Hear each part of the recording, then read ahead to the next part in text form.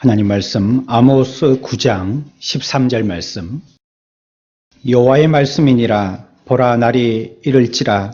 그때 파종하는 자가 곡식 추수하는 자의 뒤를 이으며 포도를 밟는 자가 씨 뿌리는 자의 뒤를 이으며 산들은 담포도주를 흘리며 작은 산들은 녹으리라. 아멘. 찬양하겠습니다.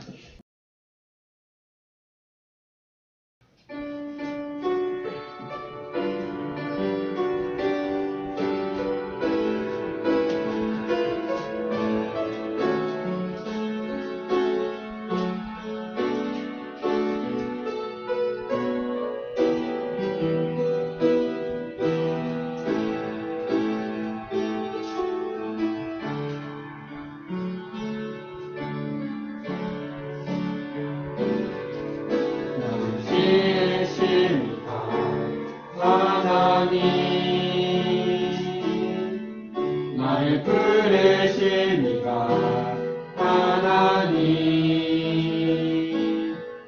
나를 보내시니도 하나님, 나의 나 된 것은 다 하나님 은혜라.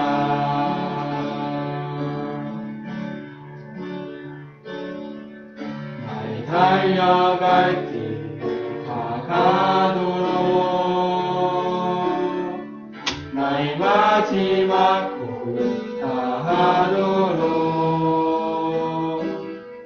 나로 그 십자가 품게 하시니 나의 나 된 것을 다 하나님 은혜라.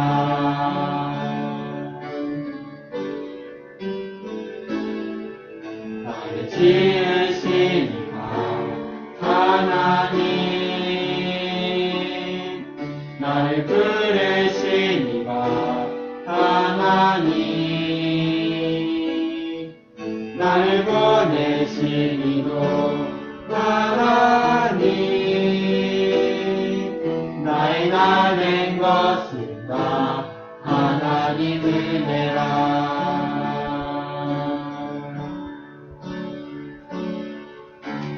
달려갈 길 다가도록 나의 마지막 꿈 다하도록 나로 그 십자가 품게 하시니 나의 다 된 것은 다 하나님 은혜라. 나 없는 은혜, 갚을 길 없는 은혜, 내 삶을 애워싸는 하나님의 은혜, 나 주저함 없이 그 땅을 밟은 곳 나를 붙드시는 하나님의 은혜.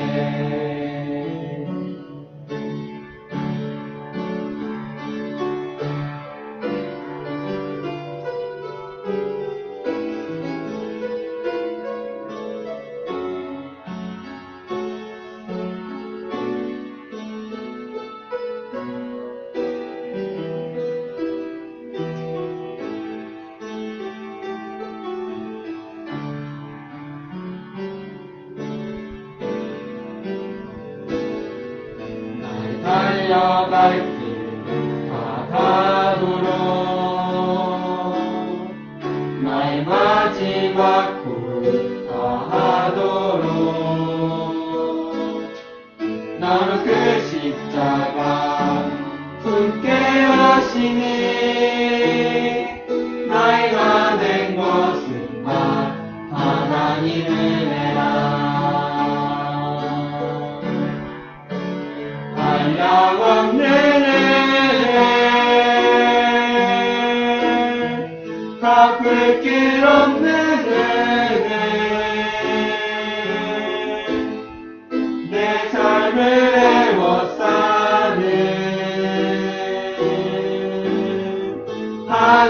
하나님의 은혜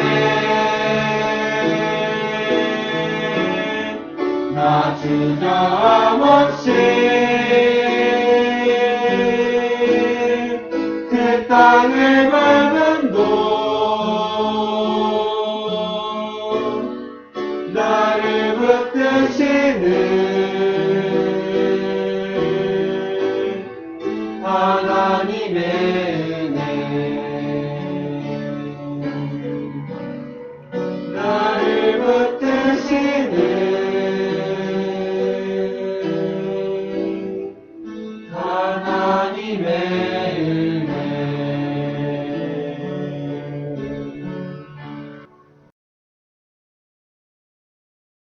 우리는 지금 시대적인 위기 앞에 있습니다. 한국 교회를 보는 시각이 여러 가지로 해석되고 있고 교회 자체 내에서도 의견이 분분합니다. 여러분들이 이럴 때에 내가 주님이 주신 우리의 양심의 빛을 쓰고 우리가 지금까지 배웠던 말씀을 두고 스스로가 결정해야 하는 것입니다. 우리는 항상 배우기만 할 수는 없어요. 어느 때는 그 배운 것을 사용해야 할 때가 있습니다. 우리가 배우는 이유도 그와 같이 실행하고 믿음의 행사를 나타내 보이기 위해서 배우는 것입니다. 어쩌면 지금까지 매주, 매일, 매 시간마다 배웠다고 할 수 있겠고 이런 위기의 때에 배운 것을 실천하는 것입니다. 그렇다고 우리의 모임 자체를 제가 방어하거나 변호하려고 하는 얘기가 아닙니다. 성경은 마지막 때에 있을 고난에 대해서 수천 년 전부터 예언을 해왔었습니다. 지혜로운 다섯 처녀들과 같이 예비되어지고 준비되어진 자가 되라라고 경고를 받아왔습니다. 이러한 때에 고통, 우리에게 주시는 하나님의 시험의 때를 어떻게 지혜롭게, 슬기롭게 하나님이 뜻하신 하나님의 구원의 도리들을 성취해 나가면서 살아나갈 건지 바르게 판단해야 할 것입니다. 세상이 뭐라고 얘기하는 것, 우리가 들어야 할 것은 들어야 하고요. 하나님이 우리들에게 무엇라고 말씀하시는 것, 분명히 귀 기울여 우리들은 집중해야 합니다. 우리의 신앙의 선배들이 어떻게 했는지 여러분들은 역사를 통하여서 배웠고, 그럴 때 그들이 누구와 함께 울고 누구와 함께 기뻐했는지도 배웠습니다. 이런 시대 때에 한국 기독교가 많은 국민들 앞에서 사이비 종교 집단들과 함께 싸잡아서 같이 욕을 듣고 있는 이러한 때인데, 이럴 때 우리가 과연 어떻게 하는 것이 나라를 위하는 애국하는 길이고 진정으로 국가를 위한 길인지 우리는 고민해야 할 것입니다. 그리고 어쩜 우리가 요즘 듣고 있는 이 말씀들도 이 시대에 위로의 말씀이라든지 서로가 용기를 내자는 그러한 격려의 말씀이라든지 기대를 하고 오셨을런지 모르지만 어쩜 좀 생뚱맞은 전도와 부흥에 관계된 얘기를 하다 보니까 이게 이 시대를 제대로 읽지 못하는 상황이 아닌가 여러분들이 생각하실 수도 있지만 난리와 난리의 소문이 있는 그때에 주님은 그것보다도 관심이 잃어버린 영혼에 대한 구원 이것을 위해서 관심이 있으셨습니다. 어쩜 지금 우리들도 온통 한 뉴스에 매몰되어 있다시피 하다 보니까 우리가 진정으로 이 땅에 왜 살아야 하는지, 왜 이렇게 끔찍하게 건강을 갖다가 유지해 나가면서 살아야 되는지 그 목적조차도 매몰되는 것이 아닌가 하는 걱정과 염려가 있습니다. 위생생활 해야가며 감염에 대해서 우리가 철저하게 대비해가며 왜 살아야 하는지 말이죠. 삶의 의미에 대해서 바르게 깨닫는 이런 말씀으로 주님이 우리들에게도 그 시대에 말씀하셨던 것처럼 이 시대에도 우리들에게 동일한 말씀을 주신다라고 생각합니다. 아모스 9장의 말씀입니다. 약속이라는 것은요, 특별히 성경에 있는 언약, 아주 놀라운 효능을 갖고 있다라고 생각할 수가 있겠는데요. 인간의 약속은 그 효과가 그 한 번으로 시효가 만료가 됩니다. 하지만 하나님의 언약은요, 이전부터도 그러고요, 이후까지도 그러고요, 계속적으로 유효한 놀라운 능력이 있습니다. 다시 얘기하면 한 번 이루어진 약속 이후에도 다시 이루어진다는 것을 성경은 얘기하고 있습니다. 본래 성경에서도 가나안을 얘기할 때 그 땅의 별명이 어떤 이름이었습니까? 가나안의 이름의 별명이 뭐였죠?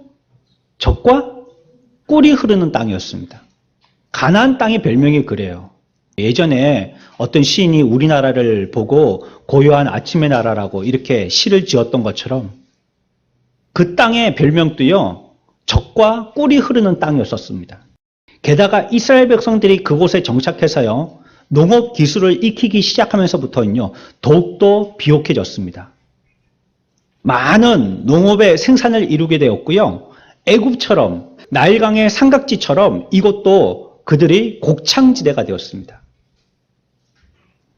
지금 비록 황폐하고 골짜기가 메말랐고 불모의 땅에서 빈약한 수확을 하고 있는 척박한 땅이 되었지만 언젠가 성경은 우리들에게 예언하여 주셨던 것처럼 풍류의 땅이 될 것이라는 이 약속은 유효하고 분명히 성취될 것입니다.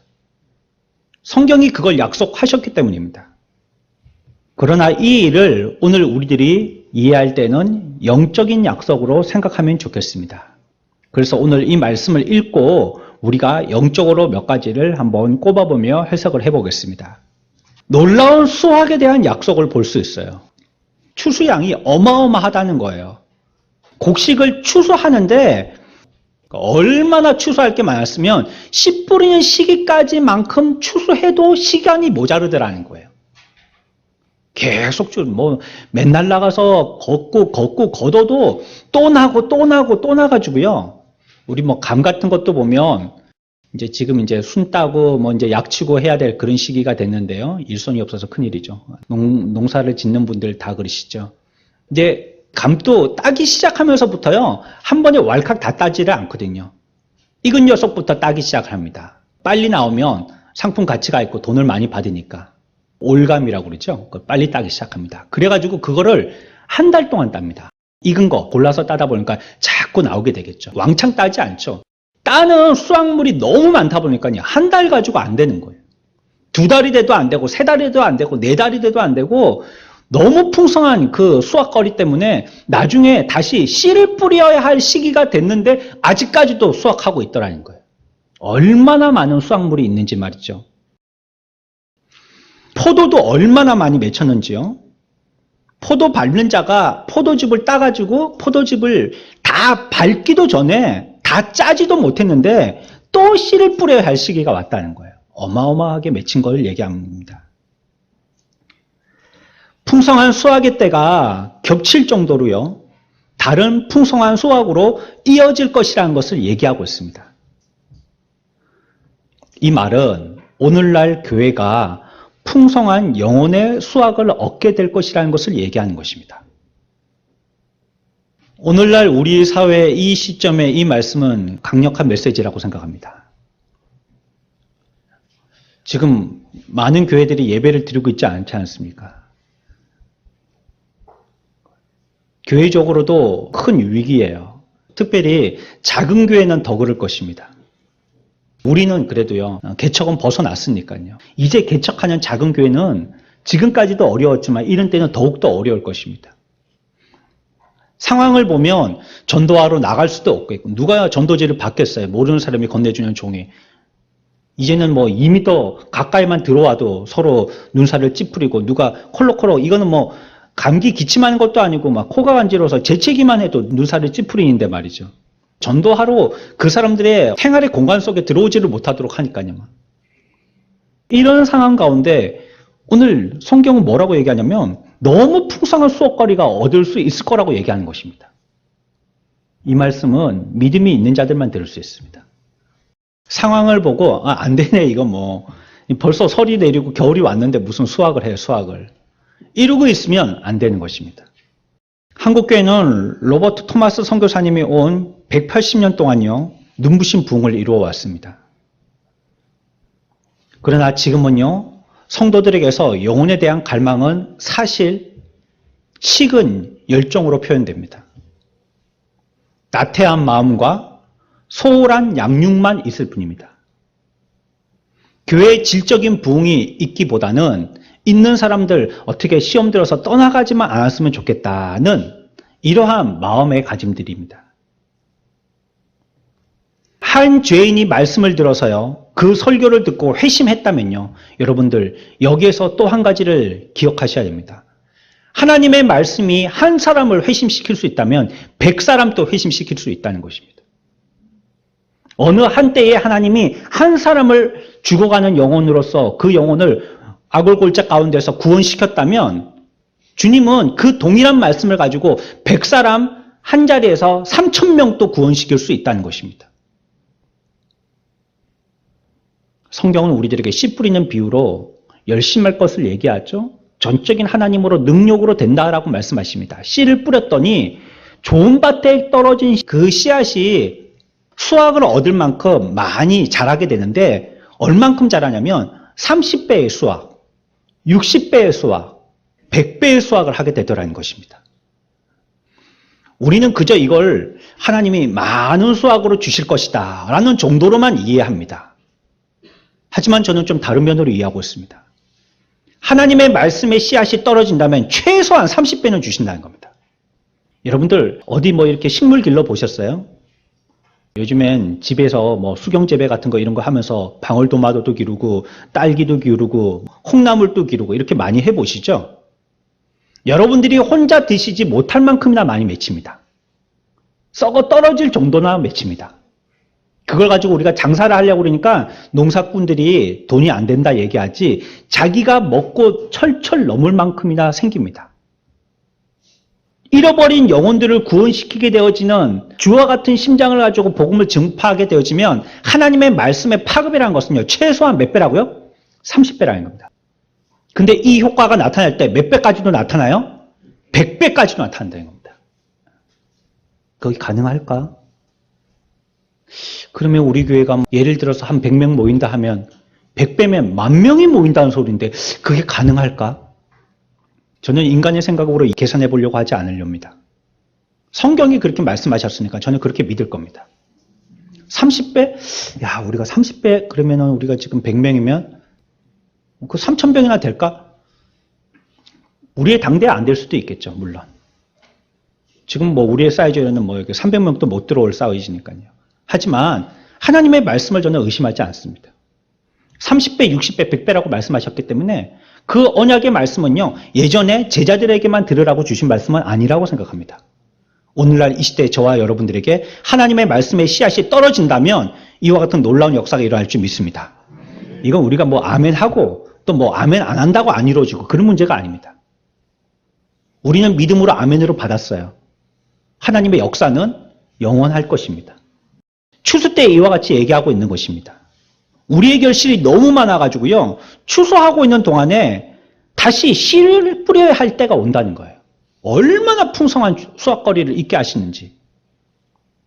영혼 구원에 대한 갈망이 뜨겁고 설교를 들은 성도들이 세상으로 나가서 전도를 하고 매주 수명씩의 새가족들이 등록하여서 그들이 수료할 쯤 되어서요. 여러 명의 새가족들이 또 등록하게 되더라는 겁니다. 쉽게 얘기하면.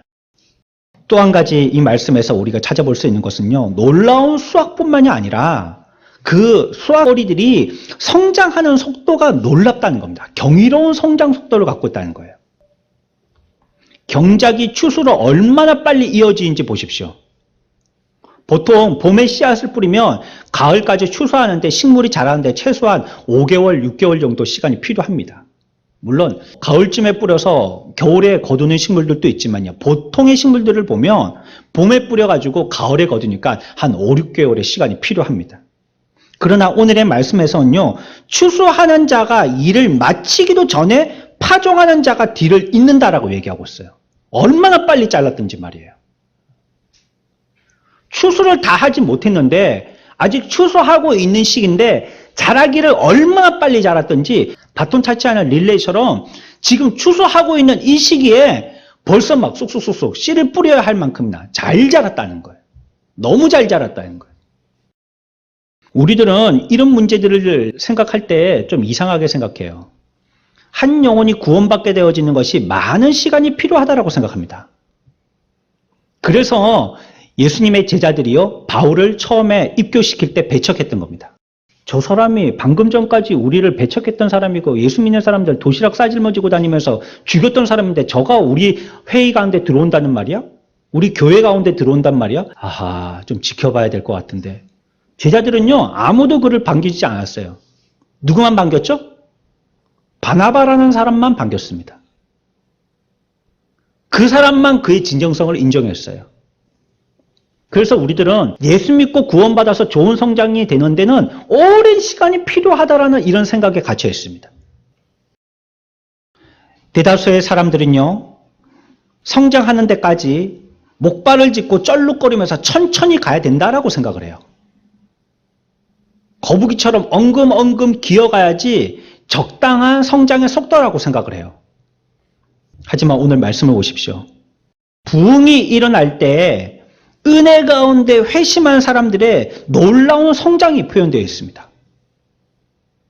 하나님의 은혜를 체험하게 되어진 사람들이 성장할 때 어떻게 성장하냐면 응아 응아 하면서 계속 기기만 하지 않더라는 거예요. 주력 있게 차고 올라가더라는 겁니다. 얼마나 잘 크는지 모릅니다. 식물들이 이제 보면 새싹을 갖다가 조금씩 올리고 그러는데요. 가을 겨울에도 자라긴 자라요. 잎이 넓어진다든지 둥치가 굵어진다든지 딴에는 지금 자라고 있는 거거든요. 우리 눈으로 잘 확인이 안 되잖아요.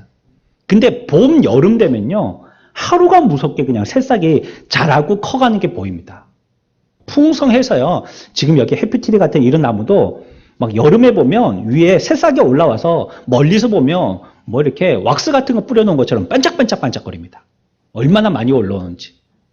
그와 같이 성경에서도 구원받은 영혼들 회심하게 되어지면 하나님의 놀라운 성장의 속도로 자라게 해주신다는 거예요. 교회의 맥박이 느리게 뛸 필요가 없습니다.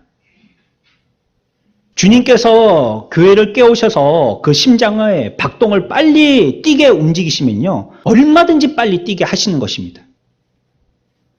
어쩜 성경은 오히려 나중된 자가 먼저 된 자를 앞설 정도로 주력 있게 달려나간다라고 얘기합니다. 남에서부터 종교 교육을 받았던 종교 지도자들은요. 예수님을 배척했어요. 성장이 멈춰버린 거예요. 지식에서 더 이상 자라지 않은 것입니다. 하지만 평생을 고기만 잡았던 어부들, 평생을 동계산만 했던 세리들, 평생을 농사만 지었던 농부들, 이런 사람들이 예수님을 만났을 때는요, 주님을 따르는데 어디까지도 따라갔던 것입니다. 성장 속도가 지금까지 어렸을 때 얼만큼 잘 공부했느냐, 얼마나 종교 지도를 받아가지고 종교 지도자가 됐느냐, 이거하고는 다르다는 거예요. 그래서 우리들은요, 우리 자녀들에게 잘 가르쳐야 합니다. 아이들이니까 그냥 아이들끼리 모아놓고 예배 드릴 때 방해만 하지 못하게 어른들 예배하는데 어린아이들을 수용하는 시설, 그걸 잠옷실로 쓰지 않습니까? 방음시설 다 해가지고 거기서 뛰어놀도록 만드는 거예요. 간식이나 좀 던져주고 거기서 뽀로로 좀 틀어놓고 그거 보고 앉아있으라는 거예요. 그 어린아이들이 예배하는 걸 어른들이 다 맡고 있지 않습니까? 그러면 그 아이들이 어렸을 때부터 배우지 못했는데 성장하여서 어린이 되었을 때 과연 성도로서의 사명을 감당하겠냔 말이에요. 배울 기회를 다 놓쳐버렸는데 언제 배워요? 머리 크고 배워집니까 아이들이? 그래서 저기다가 가둬놓고요. 나오지 말라는 거예요. 문 딱 걸어 잠그고. 본당이 있고 뭐 안 본당이 있는가? 본당에는 들어오지도 말라는 거예요. 들어오지 말고 너희들끼리 거기에 간식 먹고 조용히 있으라는 거예요. 자녀들을 잘 가르쳐야 돼요. 그리고 우리 새가족들을 잘 가르쳐야 합니다. 열정에서 새가족들을 따를 수가 없습니다. 하나님께서 회심시키는 영혼들을 성장하게 하실 때 그 성장 속도가 경이로울 만큼이나 성장하게 하신다는 겁니다. 양으로서도 풍성하게 다 거두지 못할 만큼이나 풍성하게 해주시고도 그들을 자라게 할 때 아주 빠른 속도로 자라게 하신다는 거예요. 또 성경은 뭘 얘기하고 있냐면요. 세 번째, 열정에 대해서 얘기하고 있어요. 오늘의 말씀은. 하나님은 수고하지 않고도 풍성한 수확을 얻을 수 있을 것이라고 말씀하지 않습니다. 여기에 잘 보십시오. 여기는 파종하는 자 나오죠. 곡식을 또 추수하는 자 나오죠. 포도를 밟는 자 나오죠.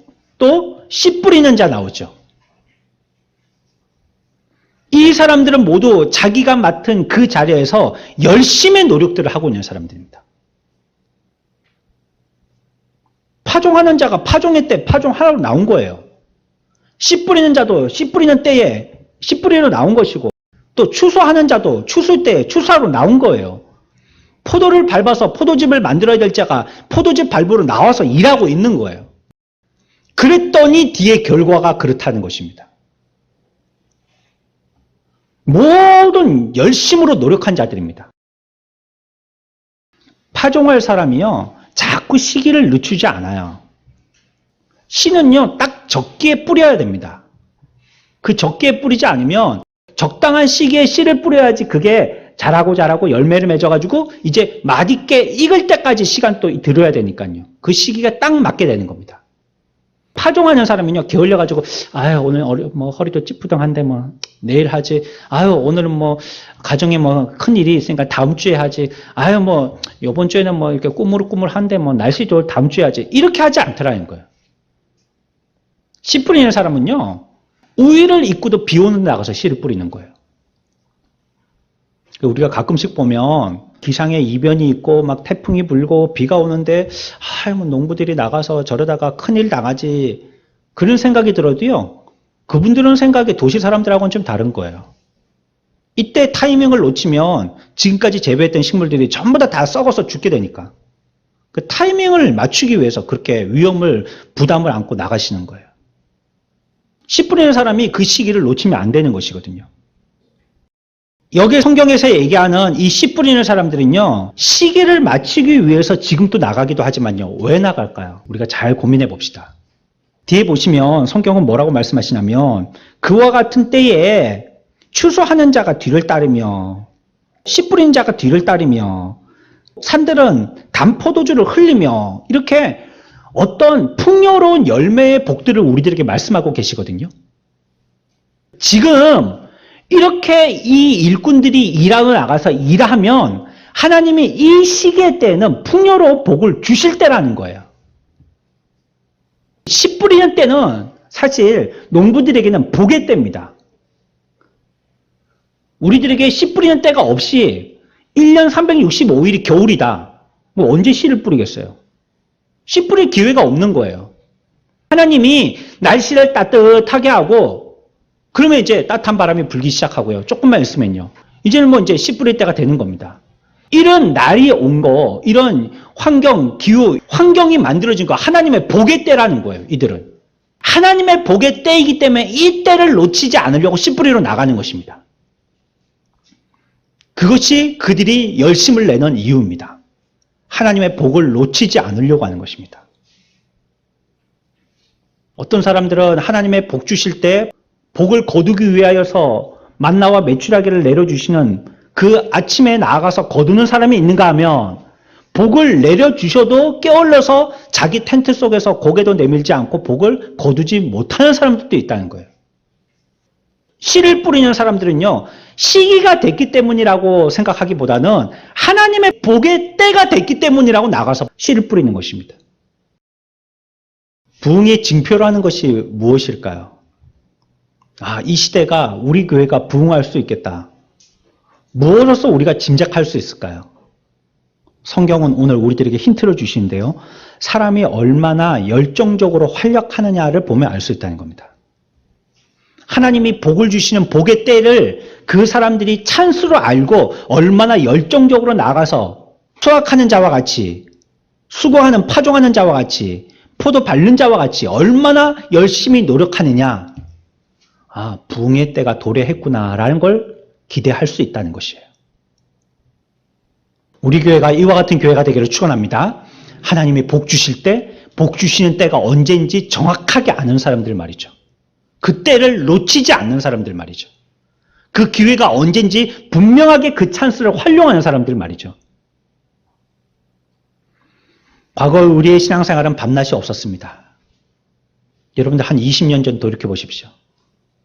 매주 공예배 당연한 것이었습니다. 시외버스 타고 교회 오는 거요? 아무렇지도 않은 것입니다. 자랑할 것도 아닙니다. 그거. 새벽 기도예요. 저보다 전 세대의 부모님들은 새벽 기도 하시기 위해서 10리를 걸어서 산길로 새벽기도 가셨다는 소리를 많이 들었습니다. 별스럽지도 않은 얘기입니다.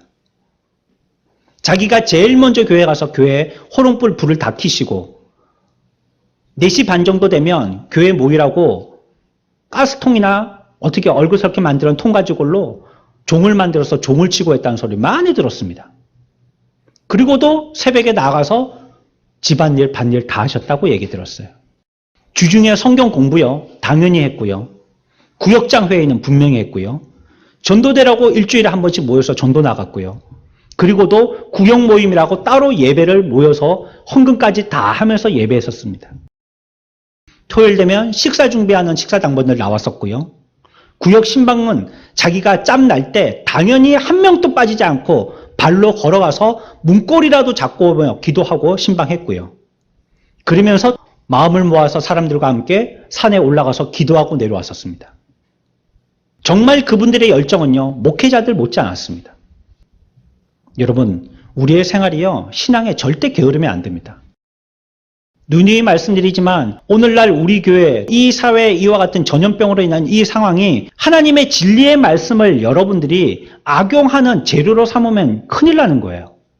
내가 뭐 때문에 그렇게 해서 내가 말씀을 어기게 됐다라고.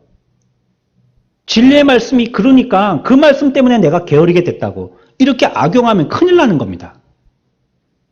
혹시 자기가 격리가 된다든지 교회 못 올 상황이 된다면 자기의 양심에 허락이 될 만큼 자기는 자기가 있는 곳에서 열심히 예배해야 할 것입니다.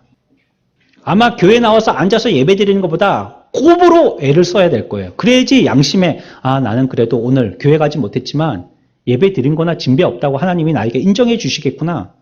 양심이 응답할 겁니다. 우리는 주인집의 풍군과 같은 자들입니다. 아무리 밖에서 무리를 길고 하루 종일 때깔을 장만하느라고 녹초가 됐다 할지라도 주인이 부르면 다리 피고 조금 실만한 때에 네 대답을 하고 문을 박차고 나가서 또 다른 사명을 감당해야 되는 자들이라는 거예요. 내가 할 수만 있다면 시켜주신 것을 감사히 여기고요. 죽기 직전까지 충성하라는 말이 아니라 죽으며까지 충성하라는 것입니다. 어떤 학생은 알바를 해가면서 자기의 가게에 돕고 자기 앞가림하는 학생이 있어요. 그런가 하면 어떤 학생은요, 밥 먹고 밥그릇도 싱크대에 담그지 않는 학생도 있습니다. 부모에게 칭찬받는 것은 둘째치고라도요, 스스로 그 사람들은 지금 한면으로 잘 만들어져 가고 있는 겁니다. 그와 같이 열심히 자기의 삶을 노력하고 있는 사람은요, 인격적으로 아름답게 착하게 만들어져 가고 있는 것입니다. 우리가 그와 같은 성실함에 있는 사람들이 되어야 된다는 것이에요. 하나님의 은혜는요, 때가 됐다고 무조건 오는 게 아니라 최소한 텐트에서 나가서 거둘 열심 정도는 있어야 된다는 거예요. 씨를 뿌리는 열심, 추수하는 열심, 포도즙을 밟는 열심의 사람들에게 주시는 복이라는 거예요. 추수와 파종의 때가 그렇다는 것입니다. 후반부에는 뭐라고 얘기합니까? 산들은 단 포도주를 흘리며 라고 얘기합니다.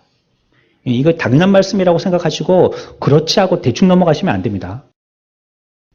포도주를 만드는 곳은요, 산이 아닙니다. 산 꼭대기에서 포도주를 만들지 않는다는 말이에요. 우리의 인간의 상식에서 벗어나는 거예요, 이거는. 우리 이 인근에 감을 많이 농사하시지만 여러분들 보십시오. 감 농사를 저기 산 꼭대기에 짓는 거 보셨어요? 요즘엔요, 길을 많이 잘 내놔가지고요, 그 나무 사이에 이런 트랙터, 나지막한, 그 다음에 그렇게 경운기는 못 들어간다 할지라도, 관리기라고 조그만 거 있거든요. 경운기 앞에 달려있는 거 한 반 정도뿐이 안 되는 거. 그 정도는 들어갈 만큼의 공간을 마련해서 길을 냅니다.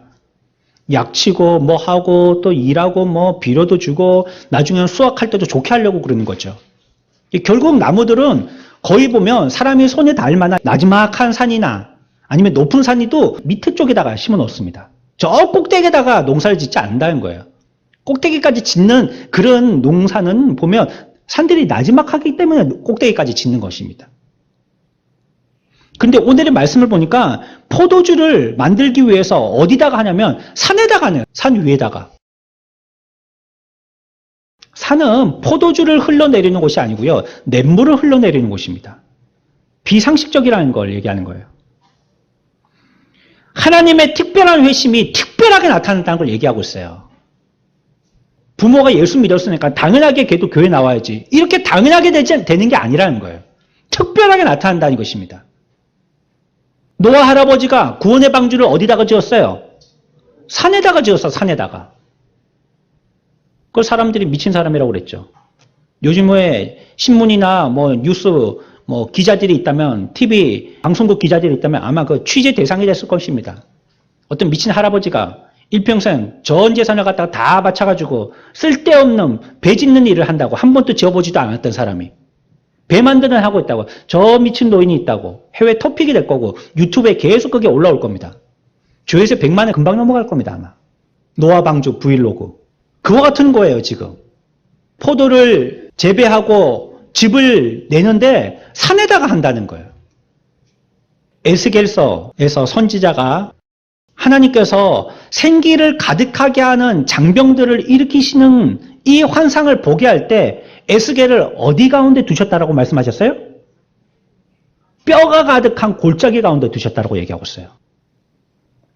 지난주에 주보 일면 그림 보셨죠? 이 그림 보시고 충격받을까 봐 제가 올릴까 말까 갈등을 했었는데 뼈무더기가 가득한 그 가운데 에스겔을 세워두셨어요. 그리고 말씀을 대언했더니 어떻게 됐어요? 다 생기가 살아났어요. 사람이 됐다는 말이에요. 마른 뼈에게 대언하게 한 하나님의 말씀을 믿음으로 에스겔이 받지 않았다면 그것처럼 바보스러운 소리는 없어요. 마치 우리 보고 여기 태복산에 올라가서요. 이거 나지막한 산이지만요. 올라가서요. 뼈들아 살이 붙어라 이렇게 얘기하는 바보스러운 짓하고 똑같은 거예요. 우리가 믿음으로 하지 않는다면 말이에요. 그래서 우리의 대언은 믿음으로 하는 것이어야 됩니다. 우리가 하나님의 말씀을 증거하고 그 말씀대로 사는 것은 믿음으로 하는 것이어야 되는 거예요. 그렇지 않으면 그것은 어쩜 사람들에게 놀림거리가 되는 것이에요. 방주를 지었던 노아처럼요. 여리고 성벽을 무너뜨렸던 그 외침처럼 말이죠. 믿음의 설교, 믿음의 복음 전파로 사람들의 마음은 무너질 것이라고 성경은 얘기하고 있는 것입니다. 우리의 가능성이 없어 보인다 할지라도 손해보는 듯한 일이라 할지라도 하나님의 명령을 따라서 대언해야 하는 것입니다. 대언이라는 것은 무엇이냐면 있을 일을 미리 얘기하는 게 아니에요. 그게 대언이 아닙니다. 주님께 받은 메시지를 많은 사람들이 듣도록 크게 외치는 게 대언이에요. 받은 메시지를 전한다는 뜻이지 앞으로 있을 일들을 축구의 4강에 어느 TV에 올라간다 이거 말해주는 거 이걸 예언이라고 얘기하지 않는다는 거예요. 하나님의 자신의 명령을 따라서 대언하는 자들을 성경은 복 주십니다. 그 말씀을 믿고 그 말씀대로 행하여서 대언하는 자들에게 하나님은 은혜를 주시는 거예요. 그래서 우리들은 이 말씀이 그대로 전개되어져 나갈 수 있도록 내 속에 있는 죄의 찌꺼기들을 빨리빨리 제거해야 됩니다. 혈관에 찌꺼기가 끼면 피가 원활하게 소통이 안 돼가지고 결국은 병이 들듯이 우리들도 우리 가운데 이 말씀에 거치는 것이 있다면 이것이 제거되도록 애를 써야 되는 것입니다. 우리의 입에서 하나님의 말씀이 대언되기 전에요. 우리가 받은 이 말씀이 하나님의 입으로부터 왔다는 확신을 우리가 가지고 말씀을 전해야 된다는 것입니다. 성경은 그래서 이와 같이 불가능해 보이는 상황 가운데서 하나님의 역사가 일어난다라고 얘기하고 있습니다. 한국교회의 역사를 보면 사실로 확인할 수가 있습니다. 우리들 스스로 조소할 때 그렇게 얘기하지 않습니까? 불쌍하다 조선 사람. 지금 우리가 불쌍합니까? 불쌍한 사람들을 돕는 나라가 됐지 않습니까?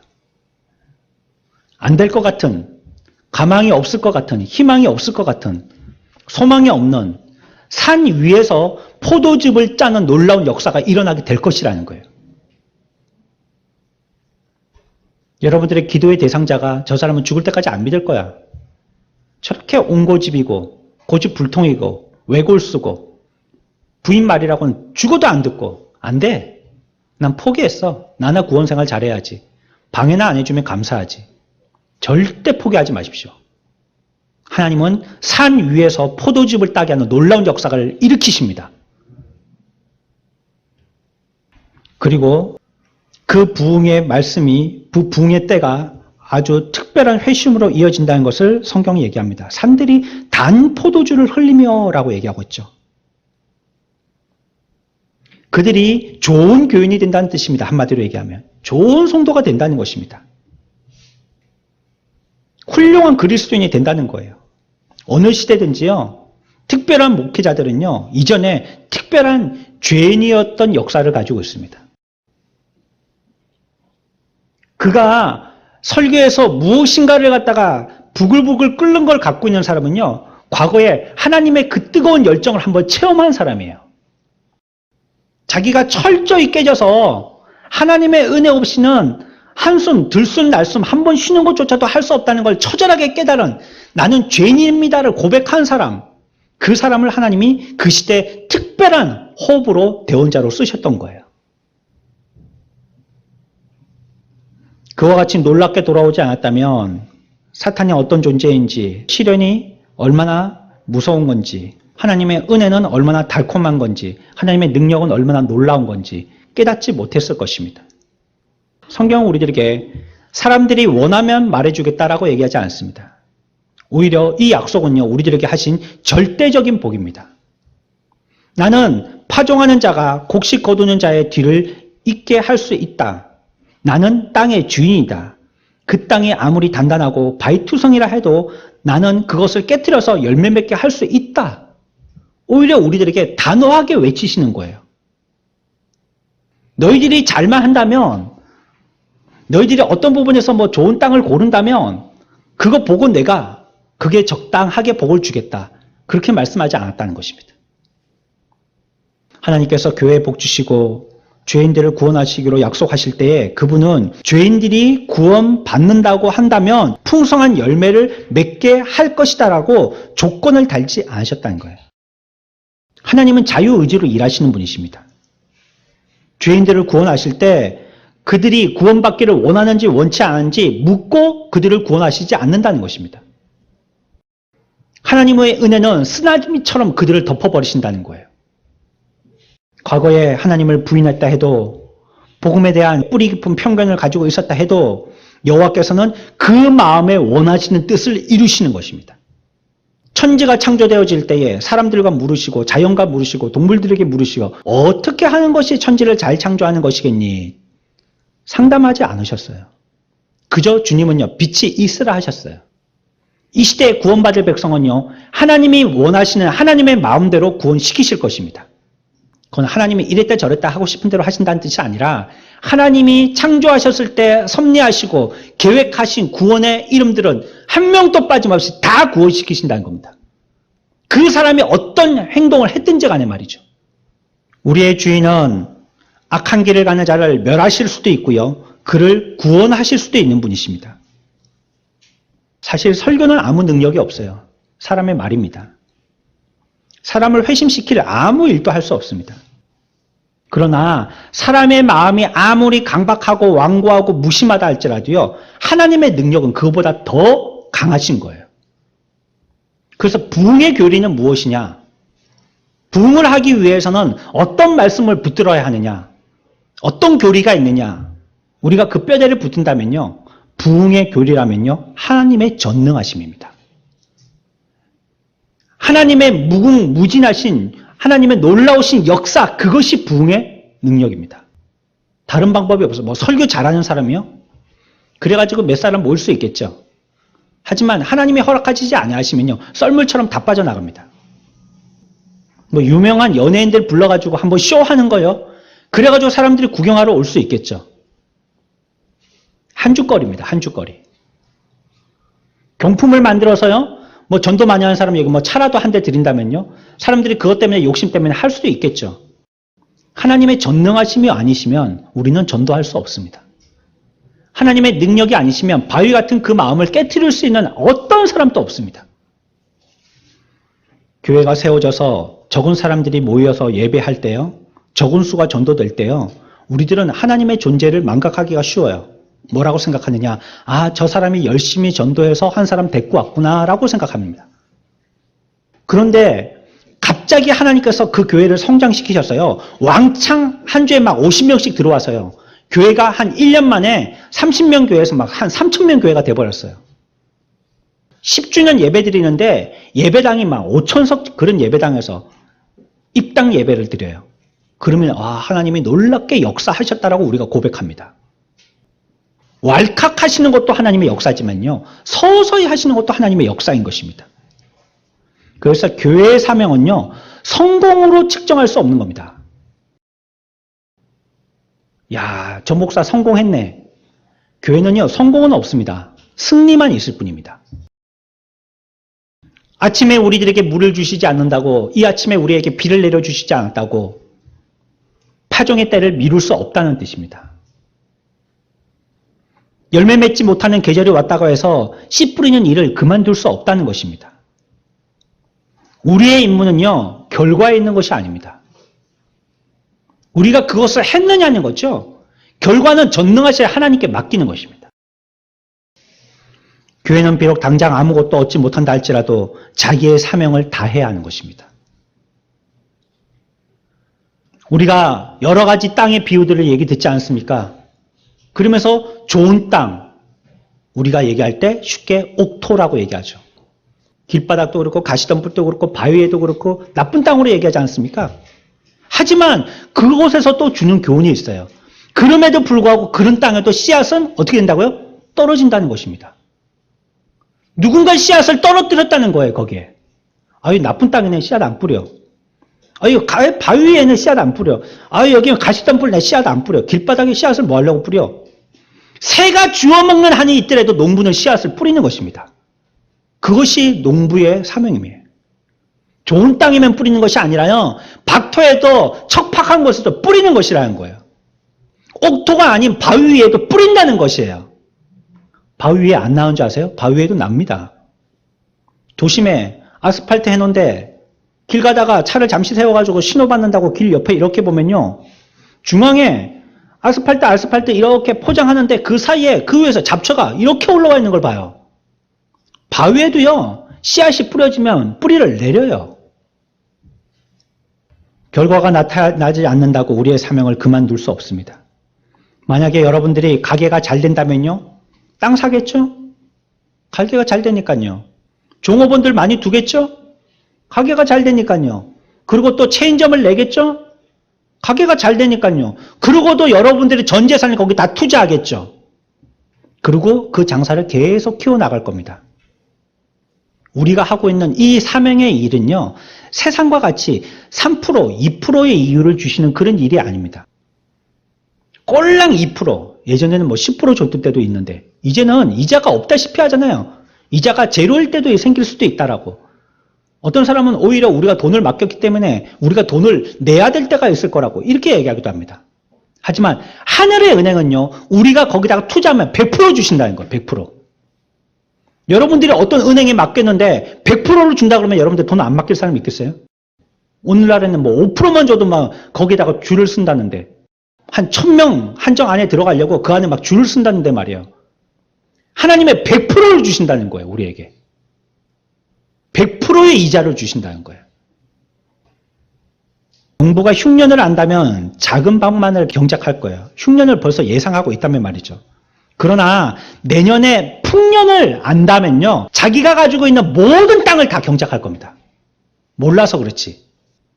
내년에 풍년이 올 거라는 걸 확실히 알기만 한다면요. 여러분 땅이란 땅을 전부 다 그거 심지 않겠어요?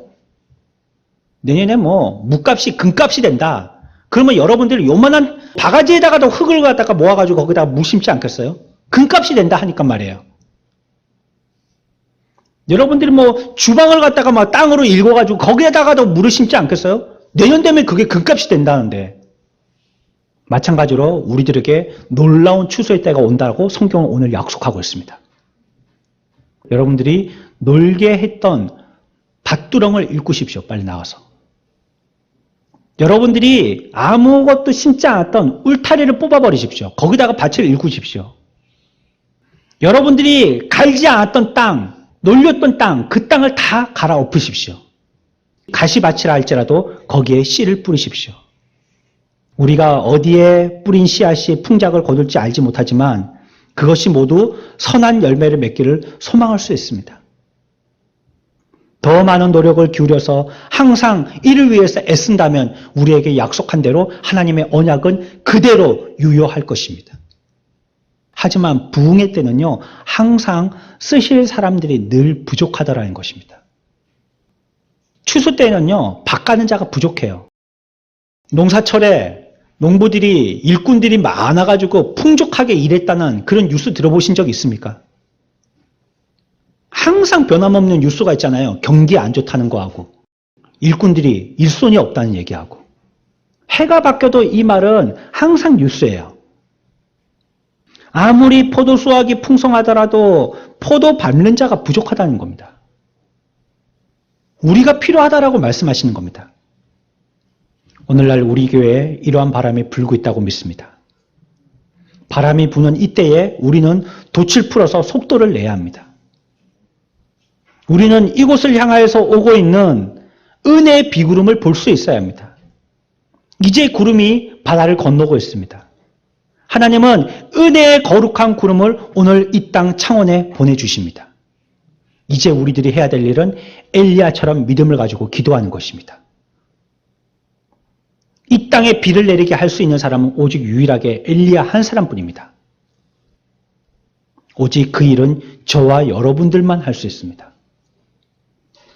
에스겔 36장 37절 이스라엘 족속이 이같이 자기들에게 이루어 주시기를 내게 구해야 할지라. 구해야 한다는 것이에요. 말라기 3장 10절 내가 하늘문을 열고 너에게 복을 쌓을 곳이 없도록 붙지 아니하나 보라. 구하기만 한다면 하늘에서 문을 열어서 덤프트럭처럼 부어버리신다는 겁니다. 우리가 수고하지 않기 때문에 사람들이 죽어가고 있습니다. 형편이, 상황이, 경기가, 전염병이, 내가 아파서, 힘들어서, 바빠서 사람들이 죽어가고 있습니다. 우리의 마음이 뜨겁지 않다면 우리 스스로 자신에 대해서 부끄러워해야 할 것입니다.